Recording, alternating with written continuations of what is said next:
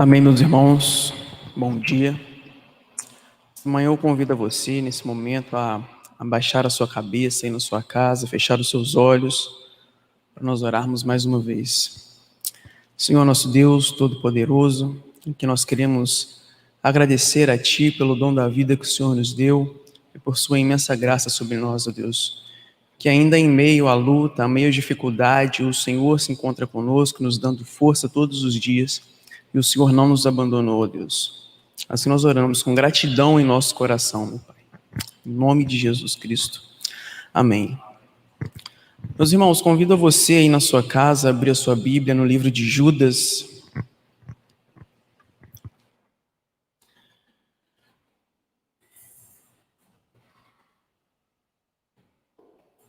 Carta de Judas, vamos ler do versículo 1 ao versículo 16.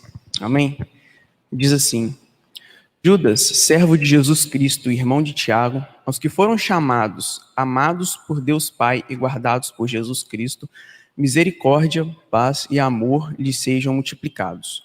Amados, embora eu estivesse muito ansioso para lhe escrever acerca da salvação que compartilhamos, senti que era necessário escrever-lhes, insistindo que batalhassem pela fé, de uma vez por todas, confiada aos santos. Pois certos homens, cuja condenação já estava sentenciada há muito tempo, infiltraram-se dissimuladamente no meio de vocês. Estes são ímpios e transformam a graça de nosso Deus em libertinagem e negam Jesus Cristo, o nosso único soberano e Senhor. Embora vocês já tenham conhecimento de tudo isso, quero lembrar-lhes que o Senhor libertou um povo do Egito, mas posteriormente destruiu os que não creram. E quanto aos anjos que não conservaram sua posição de autoridade, mas abandonaram a sua própria morada, ele os tem guardado em trevas, preso com correntes eternas para o juízo do grande dia. De modo semelhante a este, Sodoma e Gomorra e as cidades em redor se entregaram à imoralidade e a relações sexuais antinaturais, estando sob o castigo do fogo eterno. Eles servem de exemplo. Da mesma forma, estes sonhadores contaminam o próprio corpo, rejeitam a autoridade e difamam os seres celestiais. Contudo, nem mesmo o arcanjo Miguel, quando estava disputando com o diabo acerca do corpo de Moisés, ousou fazer acusação injuriosa contra ele, mas disse: o Senhor o repreenda. Todavia, esses tais difamam tudo o que não entendem, e as coisas que entendem por intuito, como animais irracionais, nessas mesmas coisas se corrompem. Ai deles, pois seguiam o caminho de Caim, buscando o lucro, caíram no erro de Balaão e foram destruídos na rebelião de Corá. Esses homens são rochas submersas nas festas da fraternidade que vocês fazem, comendo com vocês de maneiras desonrosas. São pastores que só cuidam de si mesmos. São nuvens sem água, impelidas pelo vento, árvores de outono, sem frutos, duas vezes mortas, arrancadas pela raiz. São ondas bravas do mar, espumando seus próprios atos vergonhosos, estrelas errantes, para as quais são reservadas para sempre as mais densas trevas. Enoque, o sétimo a partir de Adão, profetizou acerca deles. Vejam, o Senhor vem com milhares de seus santos para julgar a todos e convencer todos os ímpios a respeito de todos os atos de impiedade que eles cometeram impiamente e acerca de todas as palavras insolentes que os pecadores ímpios falam contra ele. Essas pessoas vivem se queixando, descontentes da sua sorte, e seguem os seus próprios desejos impuros. São cheios de si mesmos e adulam os outros por interesse. Até aí, por enquanto, meus irmãos. Imagina você acordar um dia e se deparar com a notícia de que daqui a 2 semanas o anjo da morte ia passar na sua rua, ia passar na sua cidade, e se você não tivesse feito determinada coisa, ele entraria na sua casa e mataria todos que ele estivesse. Pois bem, irmãos, no mês passado nós tivemos essa notícia, muitos aí acompanham a rede social, podem ter visto. um senhor profetizou que ele teria recebido uma profecia do Senhor e que no dia 31 de março o anjo da morte ia passar e todos aqueles que não tivessem pintado ali os umbrais da sua porta, o anjo entraria ali naquela casa e mataria todos que ali estivessem. Mas veja bem, passou o dia 31 de março, dia 1º de abril, estamos aqui hoje e não tivemos relato de que nada disso teria acontecido.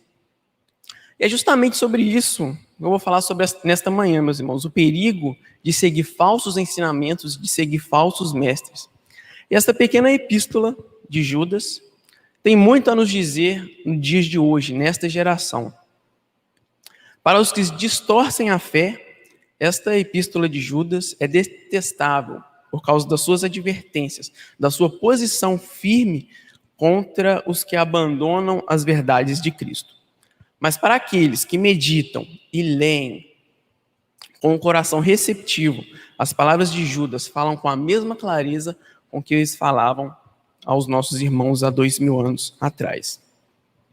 Judas, então, servo do Senhor, irmão de Tiago e meio-irmão de Jesus, traz essa epístola que desperta em nós a nossa imaginação com as suas ilustrações vívidas a respeito dos falsos mestres. E ao que parece, meus irmãos, Judas ele escreve aos mesmos cristãos que Pedro havia escrito as suas cartas. Isso nos faz, a fim de lembrarmos e de estimular aos irmãos para que eles não esqueçam e levem a sério as advertências de Pedro em sua segunda carta. O que nos remete ao nosso primeiro ponto, irmãos. Como identificar o inimigo? Que se encontra nos versículos 3 e 4. Judas, ele não perde tempo em identificar quem são os inimigos. Então ele começa a nos dizer que os inimigos, eles são os ímpios, que apesar de afirmarem pertencer a Deus, na verdade, esses homens eram ímpios em sua forma de pensar e no seu modo de viver. Eles poderiam ter a forma de piedade, mas ainda faltava o poder da piedade que habita no verdadeiro cristão. Esses ímpios, eles foram astutos o suficiente para se infiltrar no corpo de Cristo, se infiltrar na congregação do Senhor. E Jesus fala a respeito desse tipo de pessoa, em Mateus 7,15, que vai nos dizer assim: acautelai-vos, porém, dos falsos profetas, que vêm até vós, vestidos como ovelhas, mas interiormente são lobos devoradores. E sabe o que mais esses ímpios, esses falsos mestres, eles fazem? Eles convertem a graça de Deus em dissoluções e torcem o ensinamento da Bíblia para justificar-lhe os seus erros, as suas opiniões, os seus atos pervertidos e o seu comportamento inadequado. E quando eles fazem isso, meus irmãos, eles pensam que alcançam uma liberdade, mas essa liberdade temporária para eles fazerem o que bem entendem, o que eles querem realmente fazer. Mas logo, eles descobrirão que ao fazer isso, ao distorcer a verdade bíblica, eles estão brincando com fogo. E Deus os julgará por terem desculpado, tolerado e promovido o pecado. E Judas ainda nos diz que tem aqueles que se recusam a aprender a doutrina correta, e esses estão sujeitos aos falsos ensinos, não por não estarem plenamente arraigados na verdade divina. Não sei se os irmãos conhecem a história de um senhor que era pedreiro, que também era pastor.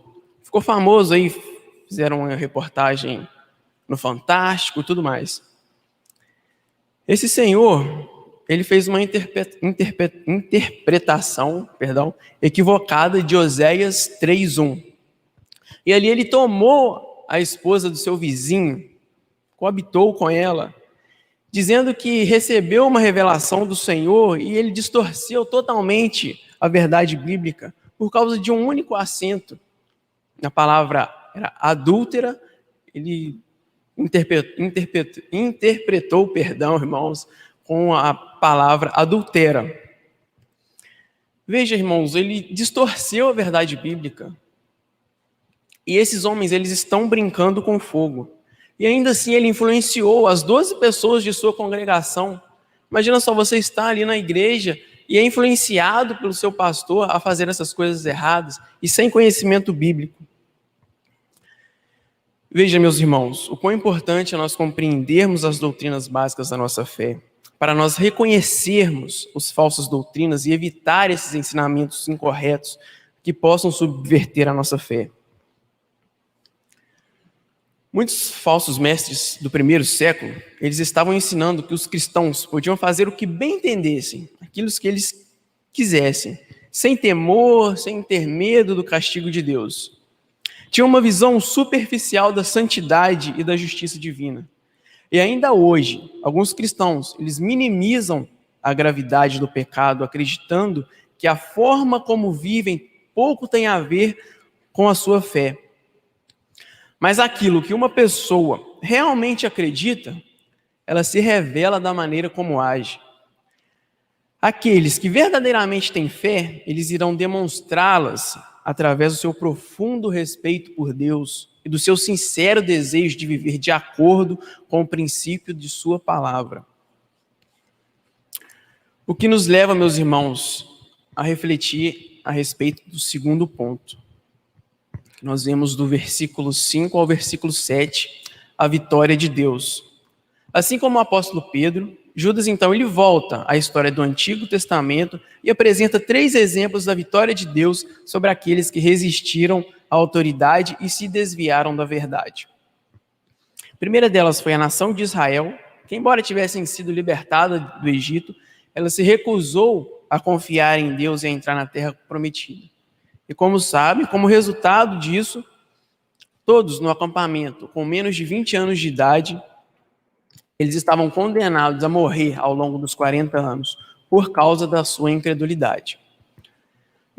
Os anjos, Judas diz que os anjos também, embora inicialmente eles fossem puros e totalmente santos, e vivessem na presença de Deus, alguns deles cederam ao orgulho e uniram-se a Satanás em sua rebelião contra Deus. E eles foram castigados por sua rebeldia. E as cidades de Sodoma e Gomorra, cujos os habitantes eles estavam tão dominados pelo pecado que Deus os eliminou da face da terra. Se o povo escolhido de Deus, os anjos e as cidades pecadoras foram castigadas, sem dúvida esses falsos mestres serão severamente punidos pelo que eles fazem. E muitas pessoas, meus irmãos, preferem acreditar em um Deus universalista. Um Deus que vai salvar a todos, independentemente do que fez, se arrependeu, se não se arrependeu.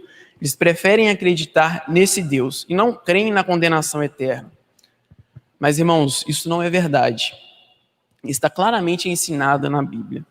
Os pecadores que não procuram o perdão de Deus, eles enfrentarão a eterna separação da sua presença. E Judas faz essa advertência a todos aqueles que se rebelarem, a todos aqueles que ignorarem e rejeitarem a Deus. E por fim, irmãos, é preciso ter coragem de manter uma posição bíblica firme em relação aos que negam a doutrina da palavra. Isso não significa separar-nos dos nossos irmãos, nos colocarmos como a elite, por causa de poucas diferenças doutrinárias. O exército verdadeiro do Senhor precisa se manter unido na batalha pela verdade e pela verdade somente. E em terceiro lugar, Judas vai nos dizer como agem e como são os falsos mestres, que se encontram no versículo 8 ao 16. Os falsos mestres, eles rejeitam a autoridade divina. Sabemos que toda autoridade é instituída por Deus e procede do trono de Deus. E os que exercem autoridade devem, antes de tudo, irmãos, estar sujeitos à autoridade máxima, que é a autoridade divina de Deus. Mas os falsos mestres, eles rejeitam a doutrina de Deus e a sua autoridade, e se estabelecem como autoridades de si mesmos. Veja como Judas identifica os falsos mestres. Judas os identifica como rochas submersas ou manchas de sujeira. Esses homens, eles haviam invadido a reunião da congregação, apenas para contaminá-los. Em vez de contribuir para a santificação, eles a prejudicaram. E por não estarem firmes na doutrina, arraigados verdadeiramente na fé, os membros da congregação não conseguiam enxergar o verdadeiro caráter desses homens. Judas também diz que são pastores egoístas, que em vez de cuidar do rebanho e das necessidades do povo, esses apóstatas cuidavam apenas de si mesmos. Os falsos pastores, os falsos mestres, eles usam as pessoas e abusam dela para conseguir o que querem. E fazem tudo sem medo e sem temor nenhum a Deus. Judas também o identifica como nuvens sem água. Sabe aquelas nuvens que estão no céu, pretas, carregadas, mas que logo, logo vão embora sem derramar uma gota de água? Assim são esses apóstatas, esses falsos mestres. Eles dão a impressão de serem homens que podem oferecer ajuda espiritual e se vangloriam das suas aptidões, mas na verdade são totalmente incapazes de concretizar coisa alguma. Em Provérbios 25:14, vai dizer exatamente o que são esses falsos mestres. Diz assim: como nuvens e ventos que não trazem chuva, assim é o homem que se gaba das dádivas que não fez. E veja, meus irmãos, Judas ainda os identifica como árvores mortas. Nós sabemos que os que ensinam a palavra, têm o verdadeiro ensinamento do Senhor, a verdade de Cristo, eles têm a responsabilidade de alimentar outras pessoas. Mas os falsos mestres não têm nada a oferecer. Além de não ter frutos, eles não têm raízes. Por isso eles são 2 vezes mortas. Judas ainda os identifica como ondas brávias. Eles são chamados assim não por causa do seu poder, mas sim por causa do seu orgulho e da sua arrogância. Como ondas grandes que nós vemos quando nós vamos na praia, fazem muito barulho, mas nada trazem além de espuma. Os verdadeiros mestres da palavra, eles trazem o tesouro até nós, enquanto os falsos apenas trazem sua sujeira. E ainda são murmuradores e descontentes. Judas, ele enfatiza o motivo desses mestres serem tão perigosos, cujo seu único objetivo é agradar a si mesmo, se aproveitando dos outros. Eles nunca estão satisfeitos, vivem murmurando e se queixando, e levando a outros a se tornarem descontentes com a vida. Nós precisamos ter o cuidado para não criticar as providências de Deus. A nação de Israel, ela foi julgada por causa da sua murmuração. E as Escrituras ordenam que o cristão não deve murmurar. E se um falso mestre consegue levar uma pessoa a criticar o pastor, ou a igreja, ou o irmão, ou ficar descontente com alguma situação, pode então levá-los a desviar da verdadeira doutrina. Lembra daquele pastor que eu disse no início? Da profecia e tal? Então, quando ele foi questionado a respeito dessa profecia que não se concretizou, ele deu a sua resposta. Sabe o que ele diz? Ele diz assim: Deus mentiu para mim. Veja, meus irmãos, o quão absurdo é nós dizermos uma coisa dessa. E o pior de tudo é que outros pastores, ao ser questionados a respeito disso também, confirmaram: não, eu acredito no que o pastor lá disse da profecia, eu prefiro acreditar. O que eu quero dizer com tudo isso, meus irmãos? O que eu quero trazer aos irmãos nesta manhã? Quero encorajá-los a identificar e reconhecer quem são esses falsos mestres e a permanecer firmes, arraigados na verdade de Cristo. Aí em Judas, do versículo 17 ao 25, acompanhem comigo, diz assim: todavia, irmãos, amados, lembre-se do que foi predito pelos apóstolos de nosso Senhor Jesus Cristo. Eles diziam a vocês: Nos últimos tempos haverá zombadores, que seguirão seus próprios desejos ímpios. Estes são os que causam divisões entre vocês, os quais seguem a tendência da sua própria alma e não têm o Espírito. Edifiquem-se, porém, amados, na santíssima fé que vocês têm, orando no Espírito Santo. Mantenham-se no amor de Deus, enquanto esperam que a misericórdia de nosso Senhor Jesus Cristo os leve para a vida eterna. Tenham compaixão daqueles que duvidam. A outros salvem, arrebatando-os do fogo. A outros ainda mostrem misericórdia com temor, odiando até a roupa contaminada pela carne.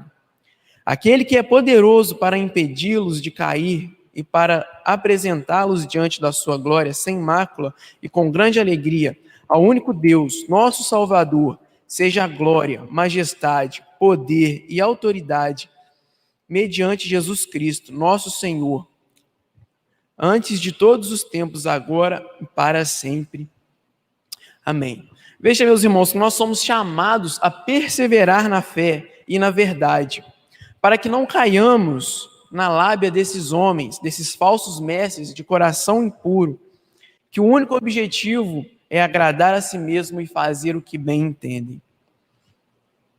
E apesar de tudo isso, meus irmãos, que nós tenhamos ânimo, porque temos um chamado à perseverança, que nós mantenhamos no amor de Deus e que esse amor possa nos invadir todos os dias para que nós tenhamos interesse em ser firmes na sua palavra e na sua verdade, em estar cheios de fé para que nós saibamos distinguir quem são aqueles falsos mestres dos verdadeiros mestres do Senhor.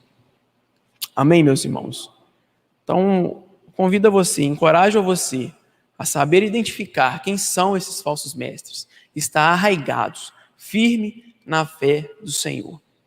Amém? Pastor Rafael, pode orar para a gente, por favor? Amém. Obrigado, Patrick. Vamos orar, irmãos, mais uma vez. Senhor, nós te damos graças por tua palavra que nos instrui acerca de tantos e tantos assuntos.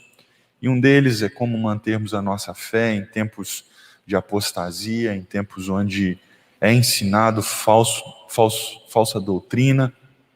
Que o Senhor, na sua misericórdia e na sua graça, por meio do seu Santo Espírito, nos ajude, ó Deus, a ouvir a sua voz, a aprendermos do Senhor e a vivermos segundo as ações e as direções do seu Santo Espírito. Ó Deus, conserva-nos firmes, fortes, perseverantes na verdadeira fé, para que não caiamos nos enganos dos falsos mestres e não possamos ser iludidos pelas palavras que eles nos ensinam. Que o Senhor tenha misericórdia de nós, que o Senhor tenha misericórdia do teu povo, que o Senhor possa nos ajudar, ó Deus, nesses tempos onde há muita falsa doutrina. Ó Deus, abençoe a tua igreja, que a nossa igreja possa ser um local de pregação genuína do teu evangelho e que a tua graça possa estar sobre a nossa vida. Nós choramos em nome de Jesus. Amém e amém. Deus abençoe a todos vocês, meus irmãos. Obrigado pela companhia. E à noite nós estaremos com a continuação do nosso culto às 18 horas. Às 18 horas, então, cultuaremos ao Senhor juntos novamente. Deus abençoe, um abraço a todos e até a próxima.